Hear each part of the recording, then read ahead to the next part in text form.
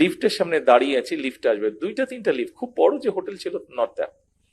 তো লিফটের সামনে দাঁড়িয়ে আছি, লিফটের জন্য অপেক্ষা করছি, আমার পাশে এসে আরেকটি লোক দাঁড়ালো।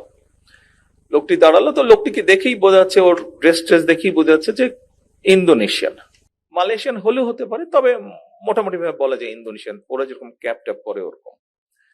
তো লোকটি আমাকে দেখলো, আমাকে দেখে তারপরে আমাকে বলল কোন দেশ, খুব সংক্ষেপে বললো উইচ কান্ট্রি, এইভাবে বললো।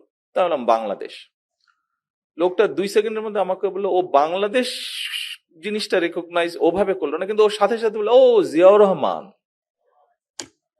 আমার নিজের সাথেই ঘটনাটা ঘটলো। ও বললে যে ও জিয়াউর রহমান, মানে জিয়াউর রহমান বলতেই তারা বাংলাদেশ বুঝতো, যে বাংলাদেশ বলতেই মুসলমান দেশগুলো জিয়াউর রহমান বুঝতো। এটাই ছিল সন্তান হিসাবে আমার আরেকটি এক্সপিরিয়েন্স, যেখানে সন্তান হিসাবে পিতার জন্য আমি গর্ব অনুভব করেছি।